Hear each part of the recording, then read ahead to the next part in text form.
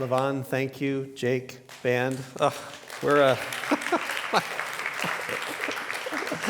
my heart's already full, you know? I mean, just what could possibly be added to everything that's happened until now? It's just so wonderful. And that song really captures the consciousness of what I hope to offer you here today.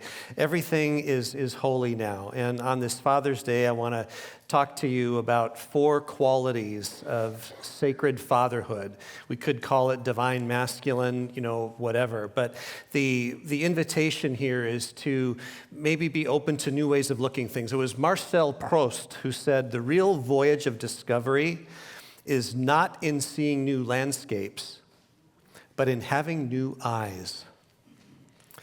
And part of the experience of connecting again to love is it can change how we see things. It doesn't change how things are necessarily, but it does change who we are. And as we think about fatherhood, the invitation here is to maybe take off whatever glasses you had and put on glasses that could maybe look at this thing that we've come to know as fatherhood through holy eyes, through sacred eyes, and just notice what may want to shift or change in your life and allow love to have its way. My name is Reverend James. I'm one of the staff ministers here. I'm arriving here today just feeling very grateful for the love and the support and the holding that I feel from this community, and very humbled and very honored to be sharing with you today on Father's Day. I happen to be a father myself. I have 3 children and 2 grandchildren and a third on the way that I'm very excited about. And I'm also a son. I have a father. My father is still alive. His name is Mike. He is 82 years old, lives down in Federal Way. I had a chance to see him just a couple of days ago. And so I'm on both ends of that. My dad brought, we're not saying fathering, right? How do we want to say that? Had 5 boys, of which I am the oldest. My youngest brother died as a teenager many years ago, and so we know the heartache and the tragedy of loss. And so it's with all of that here today that I just want to share with you a little bit about fatherhood. I want to let you know I've developed a relationship, or I'm developing a new relationship with ChatGPT. Some of your facial expressions are like, what? Yeah. Anybody here familiar? I have no idea what I'm talking about. Okay, I had a friend introduced me to it 2 weeks ago. Until that time, I had just heard about it, but had no interaction with it or whatever. And so I thought, well, what the heck, And so I asked it to say, ChatGPT, tell me about the different dimensions of fatherhood. And this is what it wrote back. I'll share it with you. Fatherhood is not a single monolithic role, but a deeply diverse and evolving experience shaped by culture, identity, family structure, and personal choice. Now here's the weird thing. I said, thank you so much for that, ChatGPT, and it said back, you're so very welcome, and if there's anything more you'd like to know about anything else, just ask. Oh boy, my relational consciousness is, But I really appreciated Reverend Jerry's acknowledgement at the beginning, and just want to list some of the dimensions of fatherhood that are present here for us today. There's being a father, a stepfather, an adoptive father, a foster father. There's being a spiritual father or a mentor father, a stay-at-home father, a single father, a queer or trans father, a non-custodial father, a father figure. You could be an estranged or absent father, or father as it pertains to our ancestors or ancestral fatherhood. And within all of that, there's just a range of experience. And our invitation here, my invitation this morning is whatever that experience is for you, it's welcome here. You may be here and think, wow, I love my dad, and I am so grateful for him, and I want to be just like him. Your experience might be, I want to be anything but my dad, and I'm going to run as far away from that experience as I possibly can. You may be here and it's like, I don't even know my dad. That's real, and that's legit too. But I'd like to offer just a couple of ideas from Rumi to sort of set the container here that I'm hoping that we can hold together. Rumi said this: out beyond ideas of right and wrong, there's a field. I'll meet you there. And so I'm hoping that we can hold a container here as we consider sacred qualities of fatherhood, out beyond ideas of right and wrong, but rather curiosity and compassion. Secondly, Rumi said this: your task is not to search for love, but to become aware of the barriers you have built to love. And the reason I like that quote is one of the things that we talk about here is that love is not something for us to go out and get, to go out and find, to go out and work for, and therefore deserve or even earn. Love, rather, is an experience of claiming what is already here and already ours. In other words, it's not being connected. It's not needing more love, but it's dealing with whatever illusions, whatever barriers, whatever prejudices, whatever fears, whatever judgments are keeping us from the love that we already have. And the value in that is that when we can begin to become aware of that through some of the hurts, trials, and struggles that we experience in life, many at the hands of fathers, it can lead us back to a greater sense of awareness and understanding of ourselves, where we can know ourselves and love ourselves better, and from that place, be able to love others. It was Jesus who said, and this is from Andrea's talk last week. There you are, Andrea, yes, from the Jesus guy, James here, yeah, because, yeah. But Jesus said, the great commandment is to love God with all your heart, soul, mind, and strength, and love your neighbor as yourself. And in that is an assumption that, in my experience growing up, I never heard about, was to love yourself. Because I was taught, and I heard that I'm not good.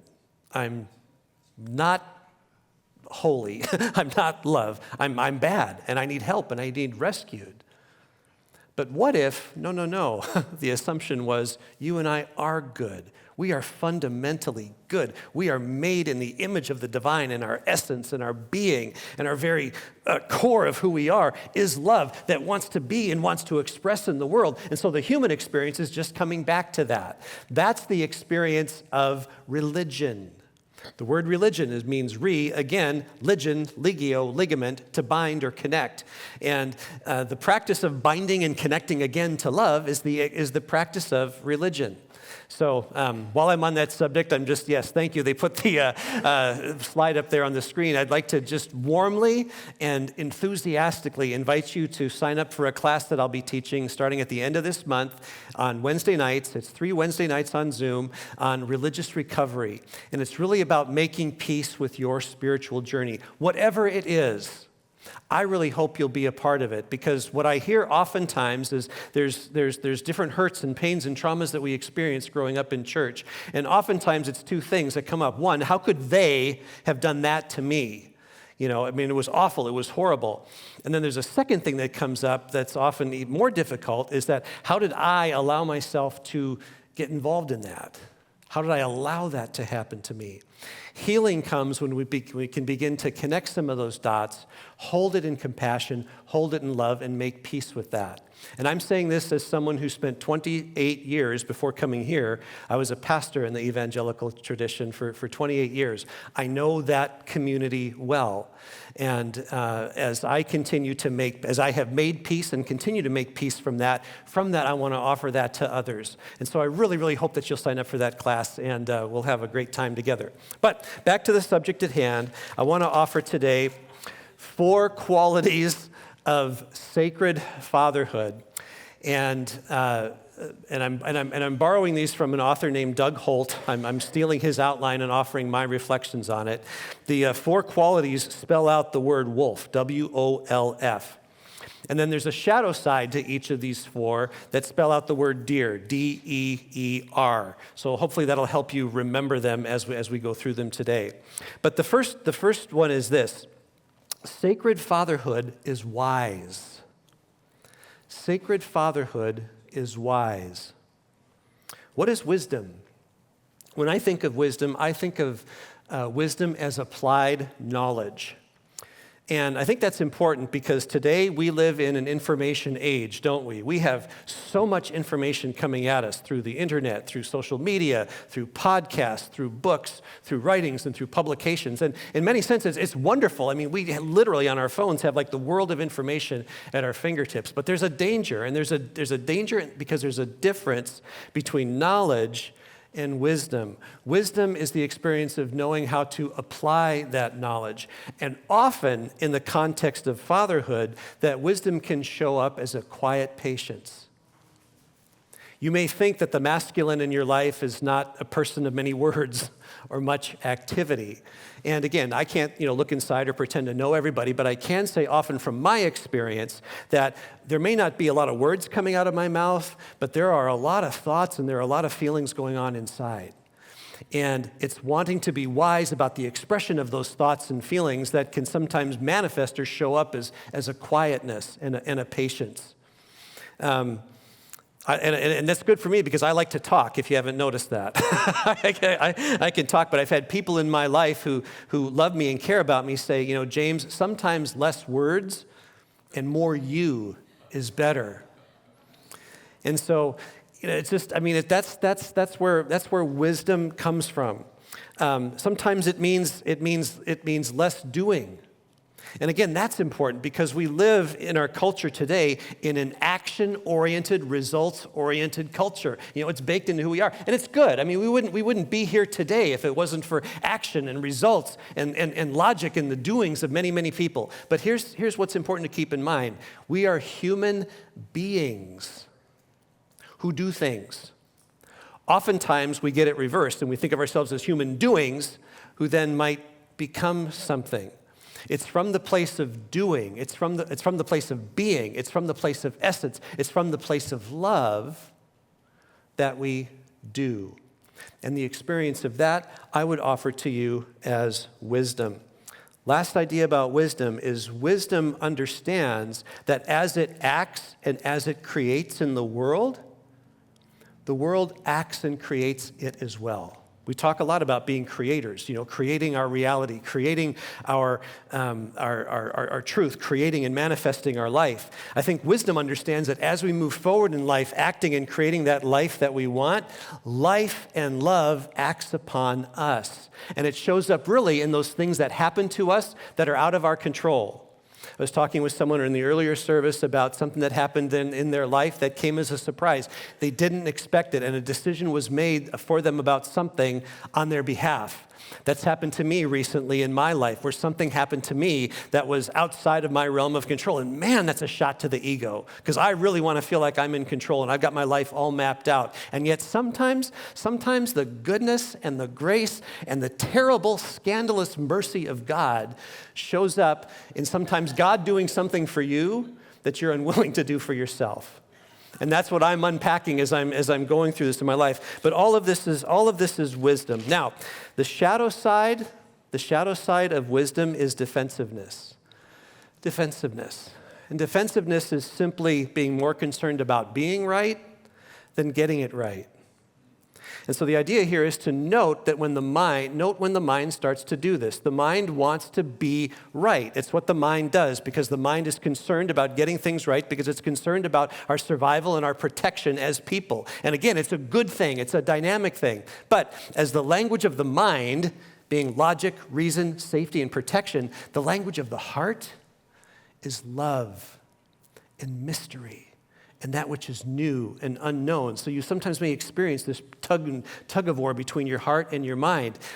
If you just understand that the heart is what leads us forward and then the mind can guide us there first, that's where we can not be defensive anymore.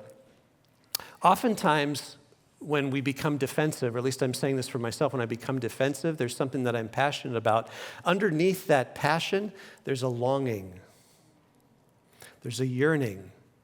So if you notice yourself feeling defensive about something, step back a little bit and ask, what is it I long for? Why does this matter? Why is this issue so important to me? And oftentimes, if you reflect long enough, there can be a longing, a yearning for something. Connect to that and honor that. Sometimes that longing can be connected to grief or a fear. maybe allow yourself to feel or experience that, because behind that grief and behind that fear, wow, there's something golden. Joseph Campbell said, "The cave you fear to enter holds the treasure that you seek." So be willing to enter into that cave and do that. And I think this is so important, because if we can learn to get beyond our defensiveness, I think we can begin to heal not only ourselves, but our whole community, because underneath the polarities that we're experiencing, I think are common longings and common yearnings that connect us. And so live and be with that place in your life. Okay, so that's the first one. Secondly, sacred fatherhood is open. Sacred fatherhood is open. To be open is to be curious, always learning, always growing. And this is, again, where coming at things humbly and patiently is so very important. Again, I want to speak just a little bit about, again, why we're so polarized in our nation. One of the things that I think is polarizing us as a country is this idea of wokeness. Are you woke or are you unwoke? I'm 58 years old. When I was growing up, the whole debate was political correctness. Are you going to be politically correct or politically incorrect? Okay, it's just evolved, same thing, just different words. But if we can get beyond the labels, that go with people who are associated as being woke and people who are associated as being unwoke, and throwing all these, darts back and forth with each other, step back and ask, what's the longing? What's the yearning? What are the fears? What are the concerns? And if you can engage someone at that level, oh my gosh, we can start to build bridges to each other and tear down some of the imaginary walls that we have set up. But it starts with being open. A spiritual teacher that I follow named Armand Baton says it this way: when your heart is open, you don't need to know the rules, you create them. How about that? Anybody here for creating rules about love, new rules about love? Yeah, absolutely. Absolutely. So there's a shadow side, though, to being open, and this is explaining. Okay? Explaining is always having to explain or defend yourself from where you're coming or where you're going for. Okay? And a way to think about this in relationship with one another is the difference between impact and intent. Okay? Have you ever done something or said something that had an impact on the other person that you didn't intend? Or were you on the receiving end of something that someone said or did that hit you in a way that they didn't intend? I think many of us have. Okay, what happens is when we start to have this conversation, hey, you did this, you said this, and it made me feel X, Y, and Z. What do we say? Oh, well, that's not what I meant. I meant this way. Okay? What's the problem there? The problem is we haven't connected to and acknowledged the experience of that other person. And so they might feel, oh yeah, how dumb of me to take it that way. Or, no, you meant it that way. I know you. And you see how we did it. But what would happen, again, if we slow down and we stayed open and said, hey, tell me more about that. I want to hear more about how this affected you or impacted you. Suspend the desire to explain why you did what you did and just receive the impact of it. And watch what happens. You might be surprised. All right. Sacred fatherhood is wise. Sacred fatherhood is open. The third one is sacred fatherhood is loving. Sacred fatherhood is loving. And when I think about loving, the quality of loving is confident. Confident. There's a lot of talk in masculine circles about being confident. Sure. Confident about what? Be confident about a lot of things. My offering is, can we be confident in the power and the unfolding experience of love? In all of its craziness and all of its mystery and all of its unknown and all of its upsetting things, can we be rooted? Can we be grounded? Can we be confident that love finds a way? We say around here that love is an intelligence that seeks expression. You are an expression of love. I am an expression of love. We are an expression of love. This city, this state, this country, this world is an expression of love that's unfolding and growing. Anchor and root and ground in it. Have to throw in a Bible verse, Andrea. This is for you, all right? 1 Corinthians 13. St. Paul writes this: love is patient, love is kind, it does not envy, it does not boast, it is not proud, it does not dishonor others, it's not self-seeking, not easily angered, keeps no record of wrongs, rejoices with the truth, love protects, always trusts, always hopes, and I love this, always perseveres, love never fails. Hear that again. Love never fails. James Finley, in his book, The Healing Path, puts it this way: love protects us from nothing, but mysteriously sustains us in everything. And when love touches suffering, the suffering is turned into mercy. Or I would add grace. It's, again, allowing love to touch everything. It's not always easy. Sometimes it takes a lot of time. Boy, I mean, we live in this quick generation, right? You know, give it to me and give it to me now. Get on the phone on Amazon and tonight I can have toothpaste at my door or coffee at my door, you know? It's toxic. I mean, not toxic, but I mean, it's like, wow, it's incredible, okay? But I think we expect transformation and change in our life to happen the same way. Give me the plan, give me the book, give me the thing, whatever, you know, and allow this to happen throughout my life. To be confident in love, to stand in love, to be rooted in love, to be grounded in love is also to understand that love operates on its time, not my time. There's two dimensions of time: chronos time, which is the time we live in, minutes, seconds, hours, days, weeks, et cetera, beginning, present, or, past, present, future, right? And then there's kairos. Kairos is divine time. It's a time that bends. You know, it's like you have an experience of the future and then you live into it, or you know something's coming, you anticipate it, and then you get into it. It's beyond that. We have to understand and be reminded that time as we know it today is an invention of us. Okay, but in the sacred realm, in the divine realm, time operates on its own. And I think being confident in love is to remember that. The shadow side of that love is excusing. And it's this idea of excusing it's avoiding taking radical responsibility for your experience. It's seeing life as something that's happening to you outside of your control, instead of something happening for you, or maybe even a step deeper, life happening as you. And so from the perspective of sacred fatherhood has this capacity to be able to see everything happening as life for its good purpose. And notice when there's maybe an excuse: oh, I blew it. I made a mistake, or so-and-so, they're a real awful person, it did that for me. No, take responsibility, take ownership, because when we take responsibility and take ownership for our experience, we don't project that experience or transfer that experience onto someone or to something else, but rather we speak and we live from that experience. This is where the spiritual practice of mindfulness can be so helpful. Because as we go through and maybe we experience anger or sadness or discouragement or depression, there's a difference between saying, I am angry and so I'm going to act angrily, versus I'm experiencing anger or I'm experiencing excitement. And we can speak for that experience. So therefore, we're not excusing or reacting. We're responding to it thoughtfully. All right, last one. So sacred fatherhood is wise, it's open, it's loving. The last one is sacred fatherhood is fierce.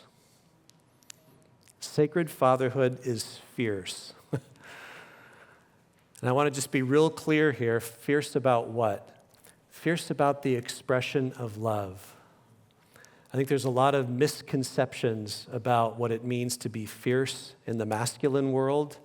A lot of masks that get put on, a lot of personas that get worn because, culture or something says this is what it means to be fierce. But I think fierceness is really embedded in what it means to be courageous. And the word courage is taken from the French, coeur, which really means heart. So to be courageous is to live and act from the heart. It's learning, it's knowing when to be tender and when to be tough. I really like how Brene Brown talks about it, having a strong back that's anchored, rounded, and rooted in love, and an open heart that's willing to receive life as it comes our way and allow love to touch it and allow love to transform it. Fierceness also speaks to this idea of wildness and adventure. Any of you know the masculine in your life who have a love for video games or sports? Sure, yes, yeah, right? Yeah. Okay, what's the appeal? It's the experience of adventure and love, of all of that, Sports, yeah, wow, it's the game, it's the battle, Maybe it's not that, maybe it's just being out in the wild, being out in nature, There's something intrinsically about the masculine spirit that longs for that yearns for that, okay? But here's the idea. Sports games and all of this, they're games mostly with, known players, with known rules, and a fixed outcome. That outcome being some form of a score. But I really like how Simon Sinek puts it in his book, The Infinite Game. He talks about the infinite game is different. The players are known and unknown. Sometimes they change. The rules are known and sometimes change. And there's no outcome. It's an infinite game. The game keeps on going. So if we think about love, is love infinite and always going? Absolutely. And then Simon Sinek says that in the infinite game, the object is not to win or lose, but to keep playing. So I think to be fierce is to keep playing, to stay engaged, to stay in the game. The greatest success is not in never failing, but in rising every time you fall. The shadow side to being fierce is to be reactive. And I touched on this a moment ago, but it's this idea of not being aware of your state that you're in and reacting harmfully or less skillfully from that place. And so when you can check in and understand, okay, right now I'm having an experience of, and right now my experience is excitement because I have so much I want to share with you, and I'm out of time, and so I'm going to wrap this up here quickly. And you might notice even I'm talking fast because of that. I'm aware of that. But the idea here, again, is this is what it means to take responsibility. To take responsibility for who you are is to be fierce. It's to be strong. To defend love, to speak for the cause of love. Jesus was fierce. He reached out and loved people and brought people in that society said were unlovable, untouchable, unchangeable, without hope. And all he did was offer love. Wow, that's who we can be in the context of sacred fatherhood. So I hope today that these were encouraging for you and gave you something to sit upon and anchor on in your own life, in your own experience of fatherhood. And as that is for its good, as that is for its unfolding in our lives, I call this complete. I call it good with gratitude. And so it is. So it is.